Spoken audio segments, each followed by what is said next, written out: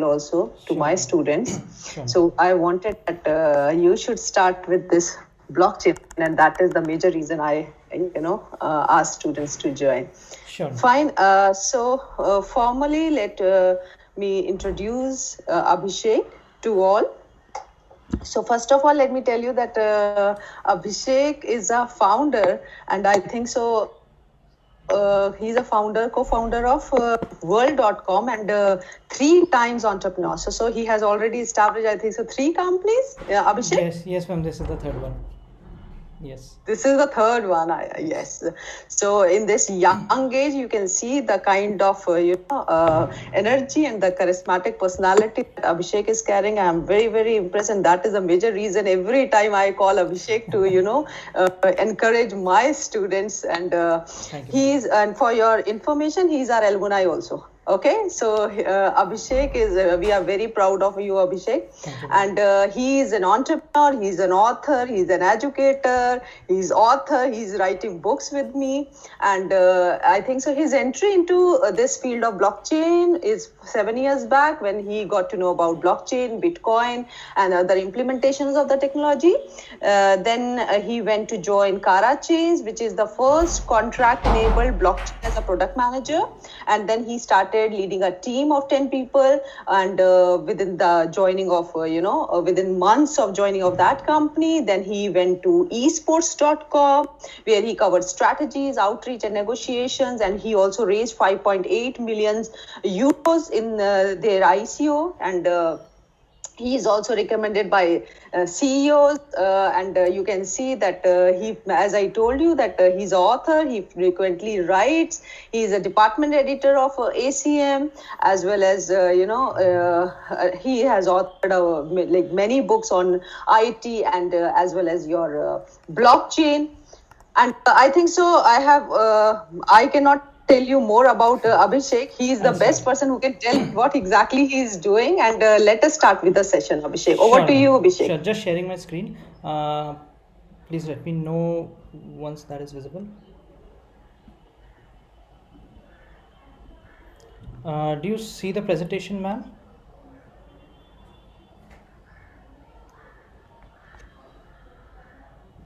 Yes, I can see. Abhishek. And it's changing, right? All right. Okay. It's changing. All right. Thank you so much. So I think we have until your next class. So thank you everyone for having me here today.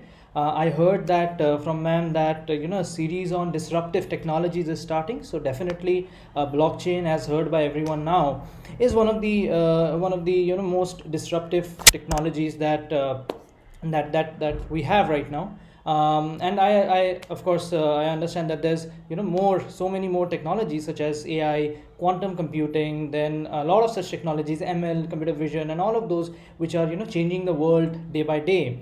And so is blockchain doing. So welcome. We'll start off today just trying to warm things up for you in blockchain, because I understand that number one, this is an MBA class. This is and that is first semester, and also you do not want to become blockchain engineers in life. Someone might be, then I'd be glad to discuss further. Apart from that, we will try to cover in this short duration, we will try to cover the basics of why blockchain became such a revolutionary technology when something like databases was already there, and or also banks and other fintechs were using ledgers, their standard DB based ledgers. Then why blockchain is what? Nothing more than a ledger, right? And then, but yeah, of course, with that decentralization criteria attached to it, and why that has become so important, we'll just take a quick look. So let's take a look at what the plan is today. So it is, we have around 40-45 minutes, so we'll try to wrap up in 35 minutes or so, and then we'll keep 7, 8, 10 minutes for questions. So I'll go a bit fast because blockchain is so vast that we can't. I took a faculty development program which ran for 3 days. Still, at the end of third day, we were not able to cover so many things, even though we were moving so fast. So I'll just quickly skip through from by delivering the basics of what we want to take a look at. All right, so we are trying to what we are trying to achieve today is, first of all, what actually is blockchain technology, why the world needed a technology like blockchain and decentralization in the first place, and what should be our plan in case we want to explore more. If some of you want to explore more into blockchain, then what should be our plan, right? We'll quickly take a look. Starting with, let's take a look at the bird's eye view of how things look currently, what people think, what actually things, how actually things are. So many think that blockchain is just a new hype that is based around cryptocurrencies, Bitcoin, Ethereum, and all the other altcoins, which are and I'm pretty sure you must have again heard news. Last time you heard such a news was back in December 2017. November, December 2017, when Bitcoin reached its peak of $19,000 per Bitcoin. And now again, I think as of last evening as well, it has crossed it has again crossed similar numbers. So the cost of a Bitcoin is definitely something that creates hype across everyone across the world. That is how people actually got to know about Bitcoin, and then eventually blockchain. Otherwise, people didn't even hear about blockchain until a few years back. But yes, that is what people have still been thinking. I've taught hundreds now, and most of it, you can say 80-90% of it, have only known blockchain because of Bitcoin and other cryptocurrencies. However, blockchain is something totally different. So just to open the eyes here before you begin your journey, blockchain is a technology. It has nothing to do with cryptocurrencies or the money you make by trading cryptocurrencies or the technology behind the gap ups and the earnings that people are getting because of cryptocurrencies, or the losses that they are facing because of cryptocurrencies. So blockchain is just a decentralized ledger technology, a type of DLT. We call it DLT. So decentralized ledger technology is nothing but a ledger, presence of a ledger across different individuals, across different entities. That entity can be an individual or be an organization, and all of them are writing the same transaction, same details of a transaction on each of the ledgers, so that at the end, so for example, I usually take this example. If there's a bank, say Axis Bank, you just send 100 rupees to your friend, that will only be recorded in Axis Bank's ledger, which they keep in-house internally on a database, SQL or NoSQL database. However, what happens if Axis Bank one day decides that I will forget that yes, Abhishek gave Loveleen ma'am 100 rupees. What if it decides to do so? We have nothing left. You as an individual will have nothing to do on that, because it's a centralized database. The only control that is there on that ledger is of Axis Bank. Axis Bank goes rogue, your ledger is gone, right? So similarly, there were so many things where centralization was creating a lot of problem, and that made it really difficult for people who are so centralization or information conscious, or they want to just have a control over their information. They want to have a control over their fate in future. However popular that company they are dealing with might be, it might be Google, it might be Apple, it might be Axis Bank, SBI, anything. They started supporting a technology which is decentralized in nature, where one single entity cannot control the ledger, or they cannot just wake up one fine morning and eventually decide something that is not in the benefit of everyone in the network or other stakeholders in the network. That is where decentralization came in, and that is what blockchain is all about.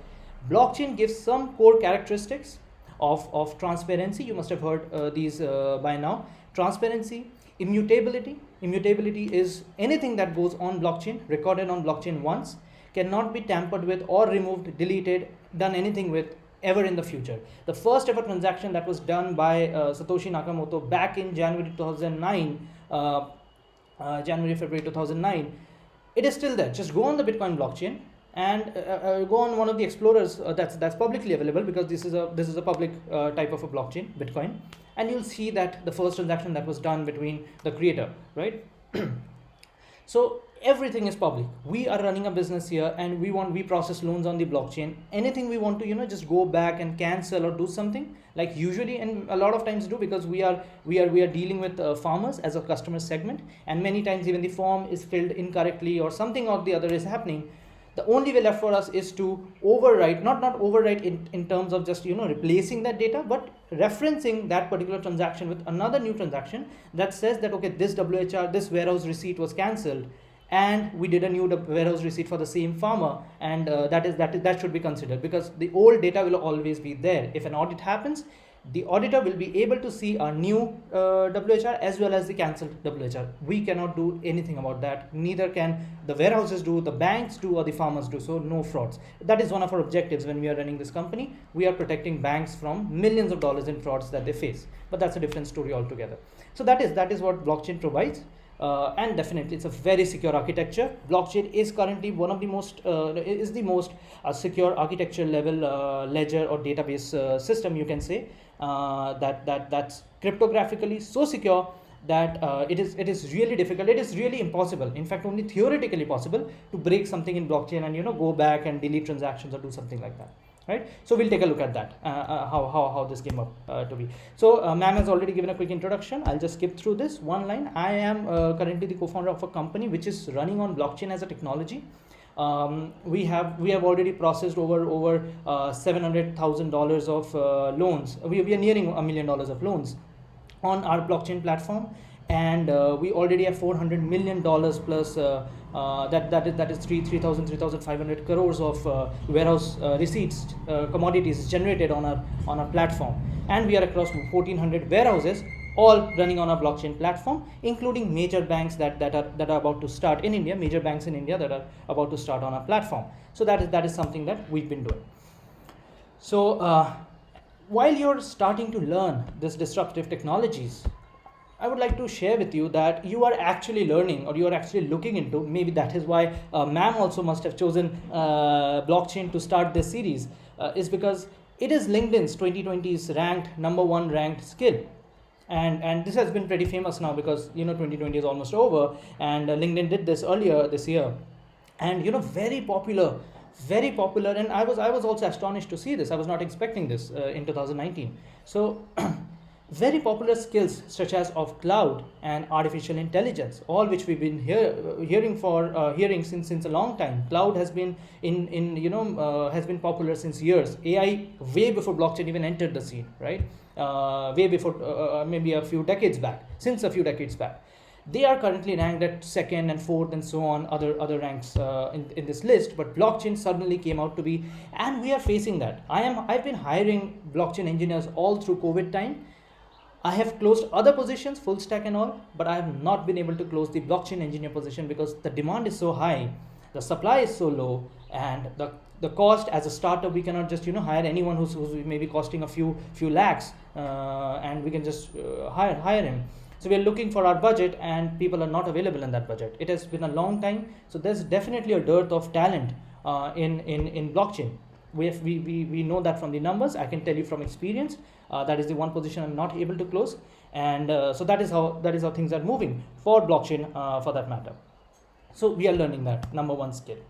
So before we move forward, let's take a look at some very basic one fact, to be honest, which should give you an idea that why are you starting a series on disruptive technologies. You're doing an MBA, right?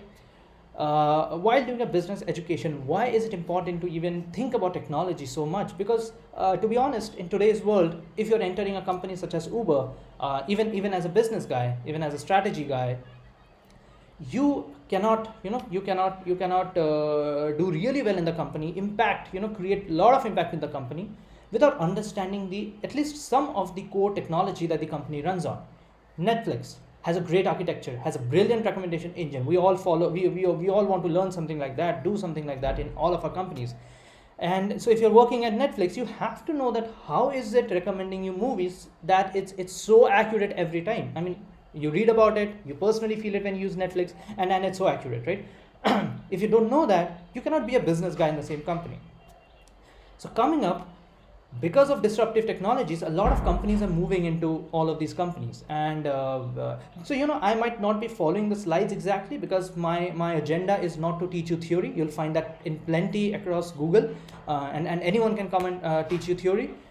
What I'm focusing on, even on a single slide, if I'm spending a lot of time, that is because I'm going off track many times to share some direct industry experiences, because which anyone who has been into the industry before joining this MBA would be knowing that it's a very different ball game when you are having some industry experience. Things totally change. What I learned in my BTech at Amity things totally changed after I either joined one of the companies like Policy Bazaar, big company, 14,000 people, or something as small as 11 people currently, the company I'm running. So there's a vast difference, and there's a vast difference between what we learned in the college and what it's actually out there. It's like out there. So I might be digressing quite a bit, and I think that should be for the betterment of this class. So all right, so that's what I was sharing. That so let's skip that. Let's take a look at some one fact that should motivate you towards blockchain or entering blockchain, even if you're choosing a business or a strategy role, right?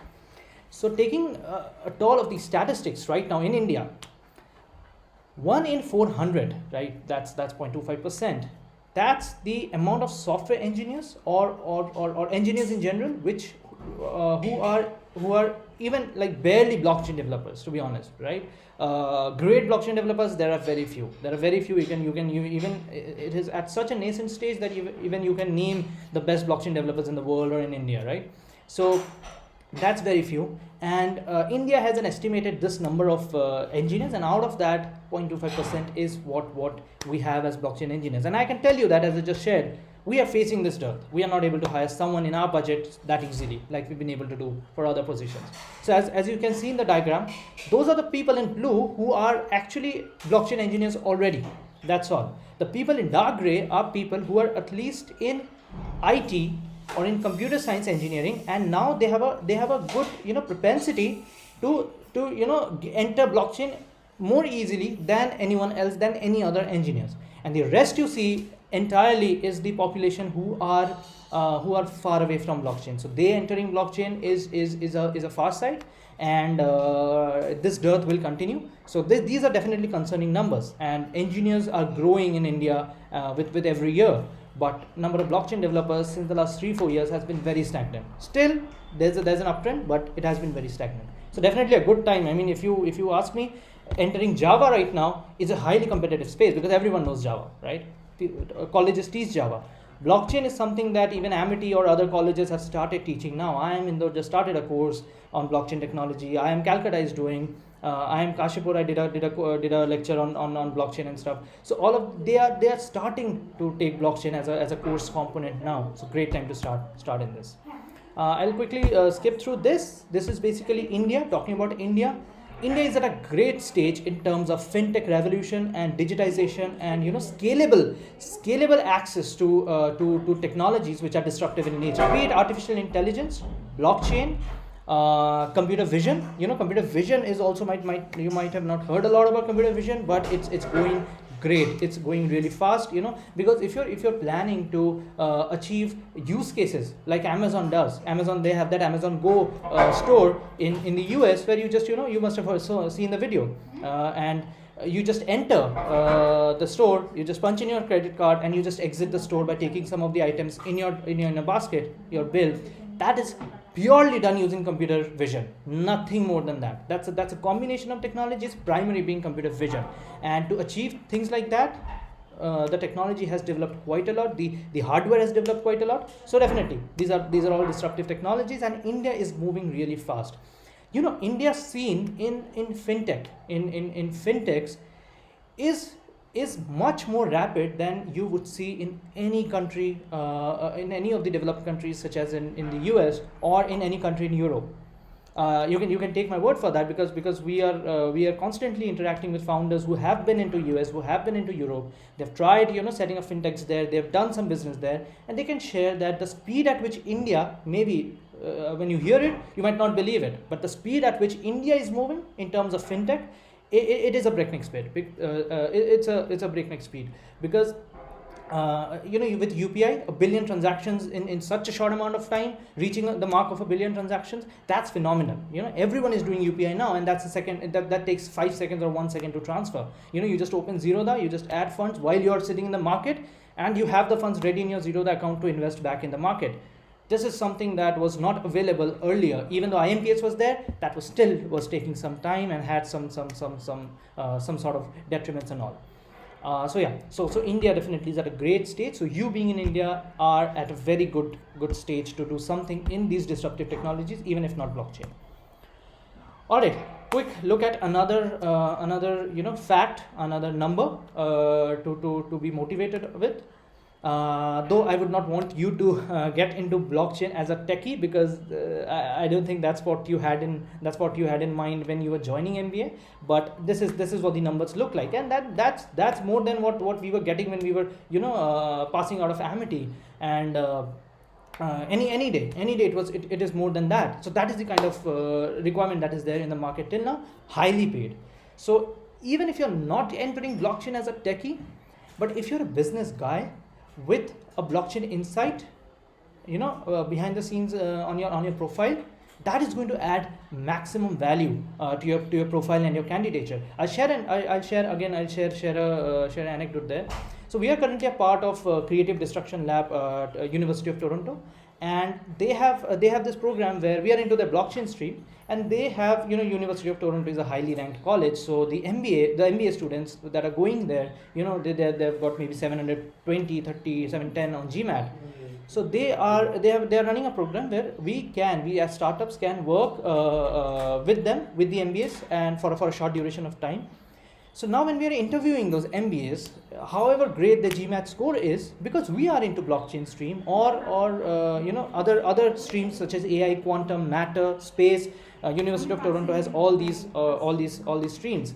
So in this, while interviewing, what we are seeing is that anyone, we are really motivated in taking anyone, even though they are there for business tasks. They are there for helping us with creating pitch decks, or launching us in a different market, or analyzing different markets such as Thailand or Singapore, any South Asian country, or Europe for that matter, and telling us that how warehouse receipt finance looks like in that sector, in those areas.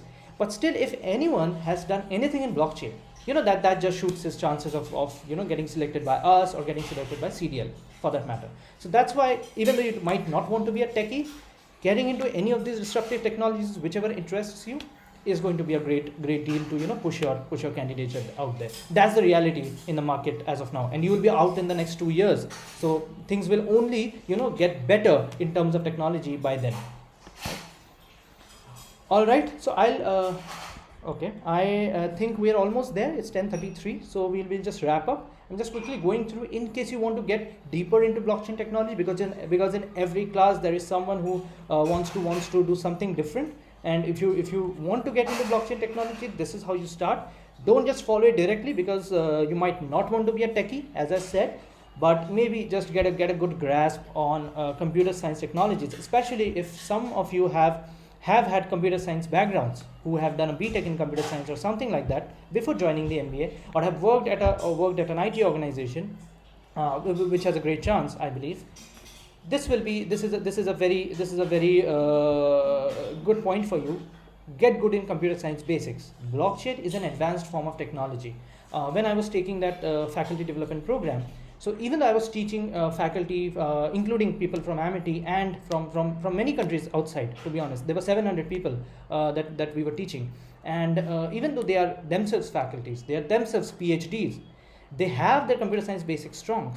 But the very problem I faced over those 3 days in teaching anyone from any country whatsoever was that the basics of blockchain technology was a bit difficult to get to grasp, and I remember when I was getting into blockchain technology, the speed at which I could grasp, Python or data science or something like that, it got slowed down because people are not familiar with something that is decentralized. It is easy, it is really easy, but once you understand the core necessity of why decentralization was needed, and as I shared, that when some people believed that we need to take care of our data, so we wanted a decentralized piece of technology. So that is where blockchain technology becomes easy for those people who understand decentralization first of all. However, on the other hand, people who are even great at computer science basics are still facing problems in grasping the basics of blockchain technology in general, right? It's a bit different technology. Normal logic does not apply. When you're thinking about transactions, you think that, okay, I did a transaction on Paytm and it's going through in a second and that's all. In blockchain, that does not happen. In blockchain, if you're doing a Bitcoin transaction, it may take anywhere between 10 minutes to an hour or more than that. So that's why one of the reasons why you cannot just walk into a Starbucks and buy coffee using Bitcoin is that reason, because you do not know whether you would be waiting for 10 minutes or you'd be waiting for 20 minutes, 40 minutes, or an hour for the transaction to get to get confirmed on the blockchain. One of the dependencies of blockchain. Other blockchain systems have come up where other kinds of technologies in blockchain have come up, which are kind of solving this problem, but maybe I'll be the first to share if the world is able to do that, whenever that is, right? Definitely starting with computer science basics, then you can learn about the basics of blockchain. And this is not just for techies, for getting into blockchain, understanding blockchain systems, it is important that you get into the core of the basics of blockchain, how transactions are processed. This ledger technology I shared, why is that ledger different? How is that ledger different? Why are 10 different people writing on a single ledger? It is a bit out of scope of this class, because 40-45 minutes is too less for that. However, you can just search on the internet and you will get a treasure trove of information on the same topic. So that is definitely something to learn. Let's skip this part, because this is, if anyone, I have kept this slide in case anyone wants to get into all of this. There are interested a lot of people, and so these are few tools which you have not heard of, I'm pretty sure. If you have not entered blockchain yet, these are very blockchain specific tools. So for example, in Java, Python, there are few things that are common. Tools are common. Okay, debugger tools are common. Code writing tools are common. Everything, there are some similarities. These tools are very much in just blockchain. They were built with blockchain in mind. So you must have not heard of. There's a language called Solidity, which we use even at our company to write smart contracts. We are on Quorum, which was developed by JP Morgan and then later acquired by Consensus just about a month back.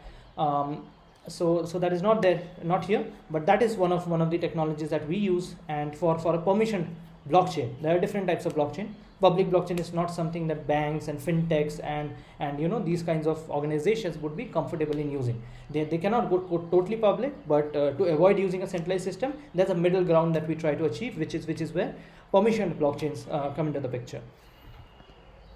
And see this, if this is meaningful to you, do try to write smart contracts. That opens a different mindset, a different lights a different bulb in your mind, and you start understanding how these things actually work. Even if you're facing problems with the basics, this is something that definitely helps. Like building an Android app will help you with the concepts. Building a D app, which is a decentralized app.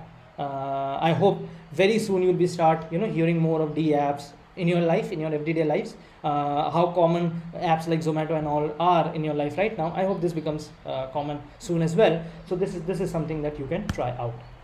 I think I'm done. Ma'am, I'm done. I'll take questions now. And while the time I'm taking questions, I would really request if you fill this feedback form. It is 10 seconds, completely anonymous. So ma'am will not be, filing your attendance based on this. Really request you to just if Abhishek, Yes, just a second. Can you post this URL on the chat box? I'm doing that, ma'am. Yes. Until then, I can now take questions. Yeah, we can start with the questions now. Anyone who has question, please raise your hands, and one by one we can have a questions. I've posted the link. Please click. It's really 10 seconds, and do let me know that there is anything I could improve these sessions. I really want to help better whoever learns from me in the future. Yes, please questions. I'm really expecting questions. This is the first time you might be hearing about deep tech blockchain, if that is. Hello, I'm expecting questions from you people. We have better questions in BTech. Yes, I see a hand. Divya, if you could, Yes, if you Divya. could just speak up. Which programming language should we learn to proceed with blockchain? So as I said, it's Solidity. That's something you should learn. There's Golang. Golang is something that you should learn. Golang is used a lot in concurrent programming, and Golang is something that will be fruitful if you're learning blockchain. Yeah. Okay.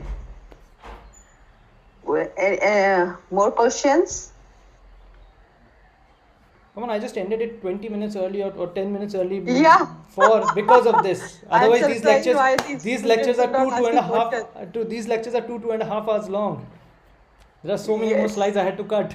So to take questions, please. Students, I'm expecting questions from your end. Do you want me to ask questions for you? Ma'am, I think, ma'am, this was one of the shortest blockchain lectures I could ever take. Every time one feedback on this link itself, one feedback has been constant that there is so much more to cover, and you were at 2x speed, and that we could complete a lot of it because we always miss out on stuff. I don't read the thank you page ever. Okay, I think so, Abhishek, because this is the first time they are listening about blockchain. So might be, yes, Ria is Ria. having a question. Ria. Very good, Ria. Please ask question. So first of all, thank you so much for such an insightful and a crisp session. Thank My you. question to you is that you mentioned that blockchain is not limited to currencies only. So what do you think are the potential areas where we could use blockchain that is undiscovered till now? That's a great Very question. That's a really great question. So, blockchain as an implementation of cryptocurrencies was first seen in Bitcoin, and then every other cryptocurrencies which are called altcoins, just alternate coins like Ethereum and and Dashcoin and all. However, blockchain as a technology can be used across almost every other sector. Finance has definitely been seeing a lot of implementation even apart from currencies. So we are an agri fintech, and we are using blockchain technology. So there's an example for you where we are not doing anything in cryptocurrency. We do not have a cryptocurrency in our system, but entirety is on blockchain, right? If I would have had time, I would have shown a diagram that shares that nothing is there in crypto, but our banks, warehouses, who are our clients, they reside on the blockchain, they write on the blockchain. The farmers are not on the blockchain, they use an app. So there's an entire ecosystem where blockchain is playing an important role, but no cryptocurrency is there. Healthcare uses blockchain for digital EHRs, electronic health records. One of my faculties, not mine, one of the faculties in Amity itself is doing a PhD on EHRs on blockchain, and I've been in touch with her. She's been taking some feedback and help. So that's a great use case, because these kinds of records are usually problematic when tampered with or when not private. Apart from that, Nestle did a great blockchain implementation with Amazon's blockchain managed blockchain service, where they took the entire Nestle's supply chain and put it on blockchain. Now, clarity across in entire Nestle's supply chain, starting from where the coffee starts or where that particular ingredient starts for any of the other products, from where is the farm, who is the farmer, then who is the distributor, supplier, manufacturer, when did it got manufactured, what all ingredients were used, which were the batches. Everything is on blockchain now, and you can definitely take a read about it. And so similarly, a lot of people, fintechs are coming on blockchain every day. So blockchain is everywhere, right? Even Indian government, when they said that we are banning cryptocurrencies, they specifically mentioned, even though the ban has been lifted now, but when they did it, they specifically mentioned that blockchain as a technology is something we are looking to we are looking to push forward, because it's a revolutionary piece of tech, and we want transparency and clarity to be there in the system. No more frauds, right? So anywhere you can protect frauds is where you can use blockchain. Yeah. Okay. Abhishek, I do have few questions. Okay, Shikhar is also Shikhar, having a yes, question. yes, Very sure. good, Shikhar. You ask, then I will ask more Yes. questions. Just a Very reminder, good. please click on the link and fill the feedback till the time we are taking questions. Yes, Jayesh and So, Sridhar. Yes, Shikhar, please start. Yes. Yes, good morning, sir. So my question was, you were talking about smart contracts. Are smart contracts the same as transaction protocols, or are they legal contracts between two entities? So transaction protocol on blockchain is, so we do not have a transaction protocol. It's not called a transaction protocol on blockchain. If you've heard that, it's called a consensus protocol. And the core, so smart contracts, first answering your first part of the question, smart contracts are just like legal contracts. When I teach smart contracts, that is the first line I also say, that smart contracts are just like legal contracts, only that they are run in a very automated fashion. Back maybe 2 years back, we were about to work with one of the leading airlines in the country, very popular name, and they wanted to take their in-flight insurance and put it on blockchain, so that people who are availing that insurance have a confidence that wherever the flight will be delayed by 5 minutes or so, I will not have to call up the airline, and the transaction would be immediately processed, because a smart contract is handling it on the blockchain.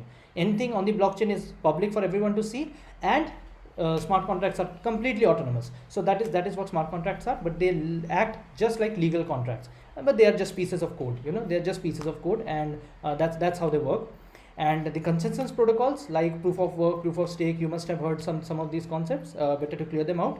They are what help an entire network in blockchain, a blockchain network, decide on which transactions to process, which transactions that are correct, and they go on the blockchain network and so on. They arrive at a consensus using these protocols. Yes. I hope. Okay, sir. Thank you. Yes. Yes, I see a lot of hands. So let's quickly cover. I hope now we are not short on time. Arya, yes. And I think before that Jayesh was also there. Anyone, please go ahead. Good morning, sir. Yes, Arya. So how these blocks are secured? So the blocks are, a very quick answer to that would be, because it's an entire long conversation here. Very quick answer is that just like linked lists, if you have a computer science background, you would know linked lists. So just like linked lists are linked with each other, all the items on the list. In a blockchain ledger network, all the blocks are linked to each other using a cryptographic hash. So the current block will have in its own header a cryptographic inclusion of a cryptographic hash of its previous block.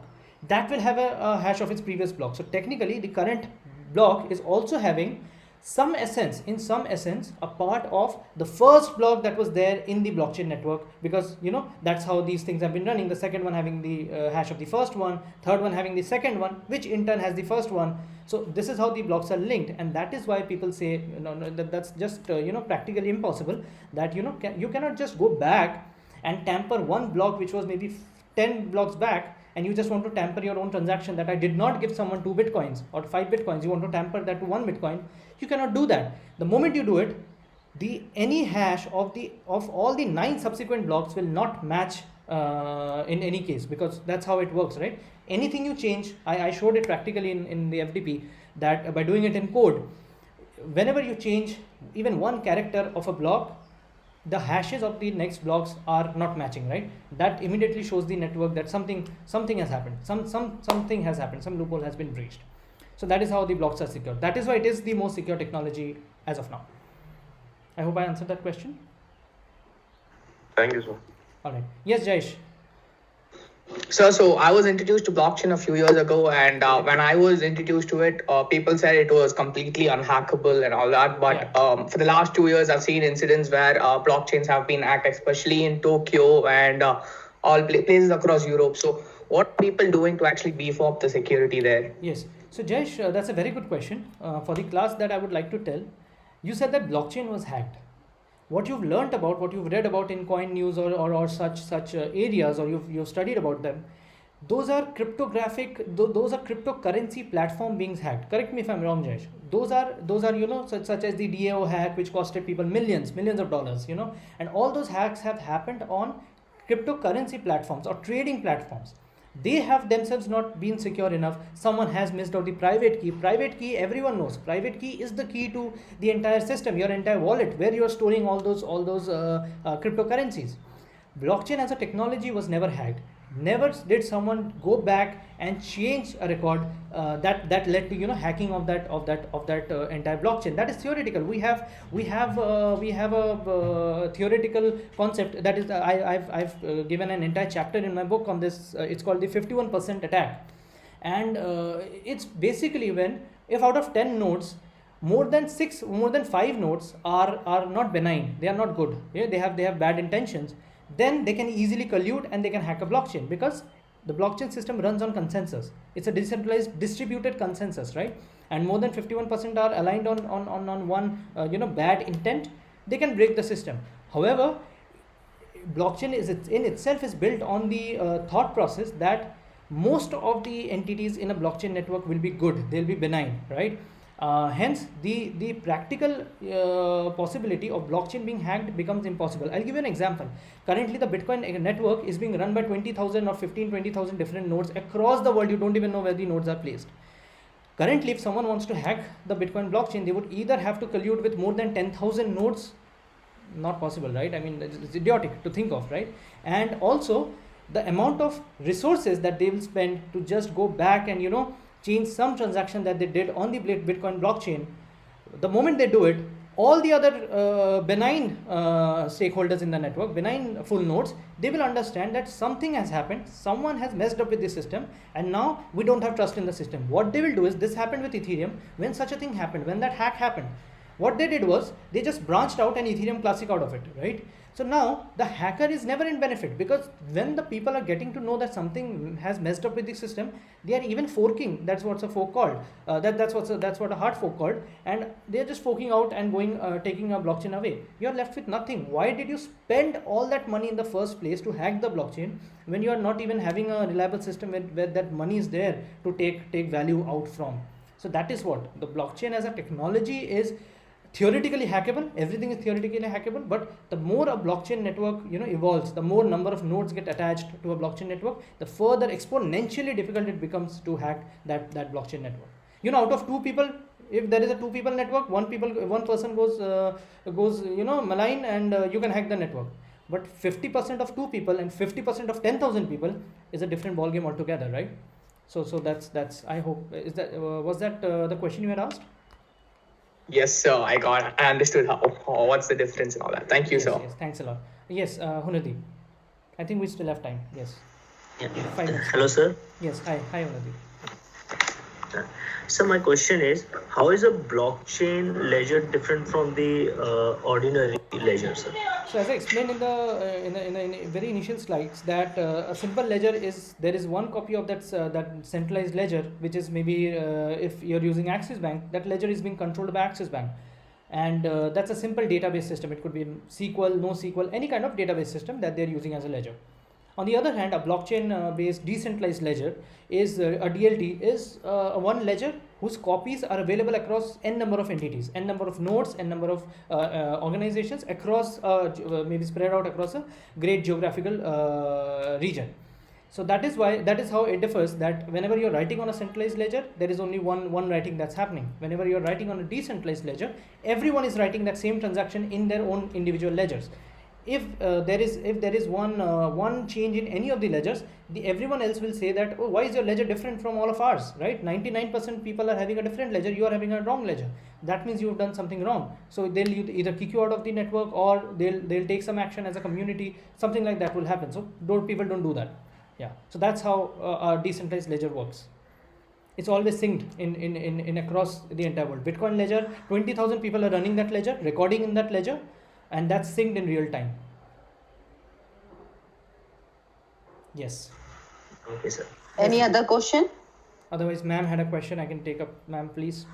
Yeah. In the last few minutes. If you've still not filled up the link, please do so. Yes, please, ma'am. Your question. Hello. Am I audible?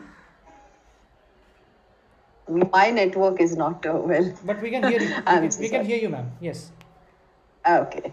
So my question is like, you are talking about only blockchain developers. This is the only job is available in the market? What about MBA students? If any MBA student who is having, a technical knowledge, but apart from that, if they are having a finance domain or something like that, and they have done good in, marketing or something like that, do they have also scope in blockchain technology, or companies are, utilizing them?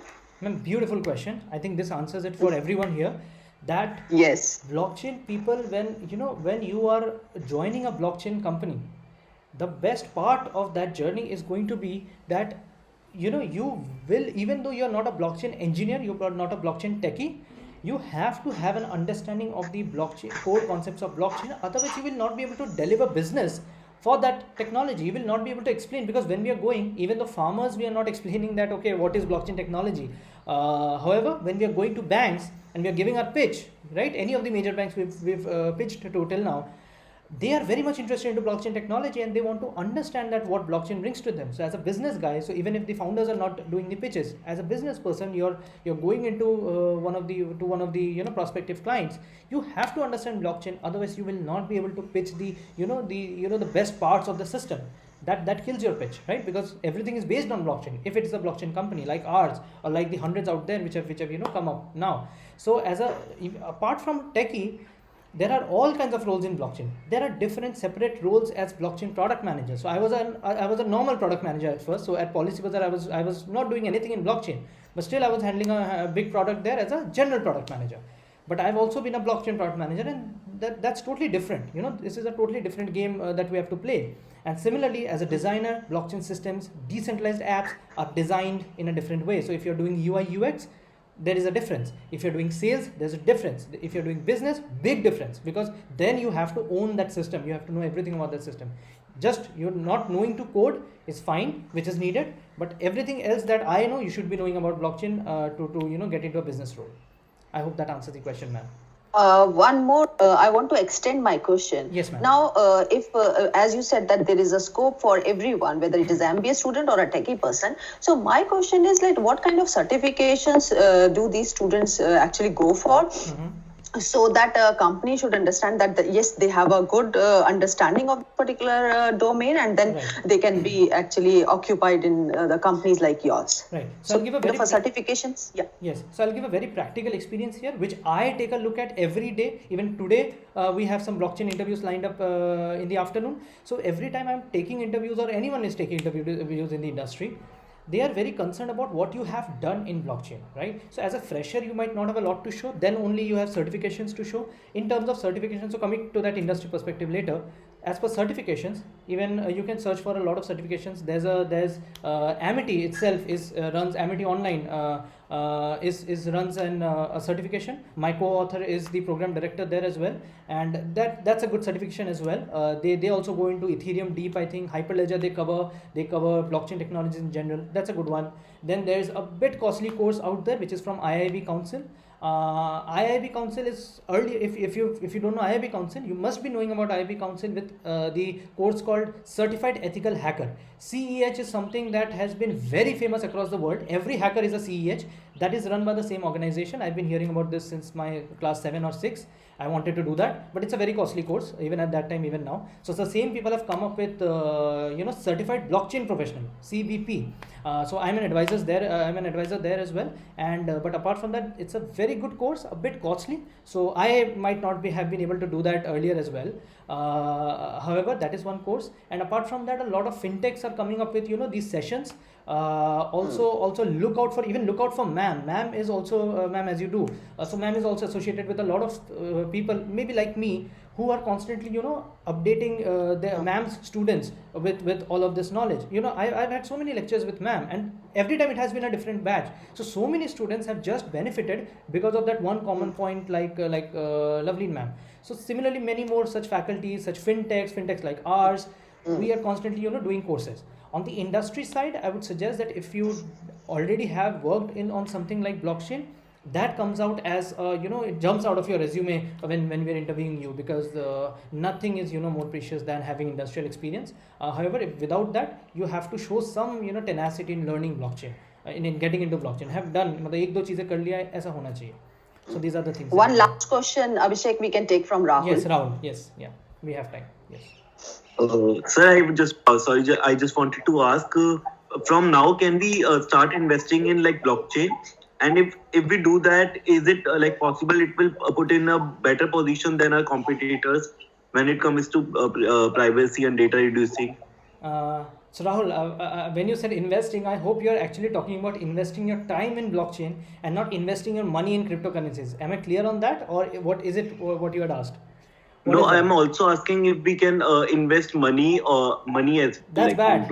I'm not an investment advisor, right? So no one should become an investment advisor, because you will lose money and you'll follow my tail for all my life. That paise ka hai mere, right? But to be honest. So first of all, even if we are talking about cryptocurrencies and money, let's take it out the way first. I'll answer that in 30 seconds. We have less time. So if you are talking about investing in blockchain, यार अभी फिर से Bitcoin का rate बहुत high हो गया. So why? I mean, it's your call if you want to enter or not. It was at such a low rate even some time back, even 2 months back, right? And however, people who do not understand this market have lost a lot of money. See, people lose so much money in the share market, right? Because they don't have the knowledge, or they just gamble in the share market. So that is not how you do it, right? So even if you don't have an understanding of the share market in general, or the trading market in general, blockchain becomes a far-fetched option for you. Secondly, blockchain is very volatile. Infosys shares, maybe IndusInd Bank yesterday went down by maybe 20 rupees or so.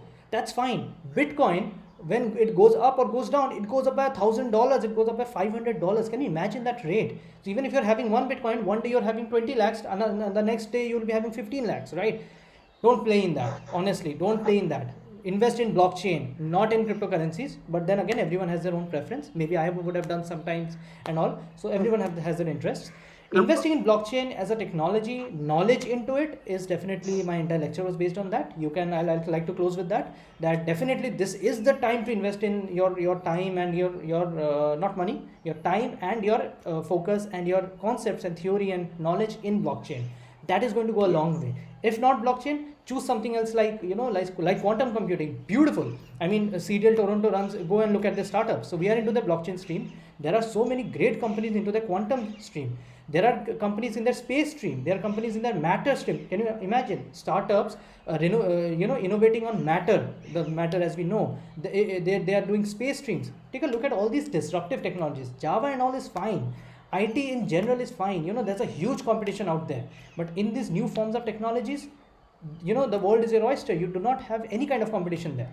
So yeah, I would like to close with that. That is one of the, how the difference plays out. I think so 45 minutes and 50 minutes is not enough for you. I'm again going to call you again, okay? Sure, because we also have to discuss many things. I just want to have their career path, Yes. what else they can do. We can have a good discussion more. Sure. But you know that I have aligned another guest lecture Yes. today at 11:15. Yes. So that guest is also One of your waiting. other authors, right, coming up. Yes. So yes, all those entrepreneurs and authors who are working Yes. with me, I am calling them because I know no one else can better make them understand the kind of market you people are working and you people are doing so great. I just want my student Ria to give vote of thanks and then Sure. we can close We this can close. session.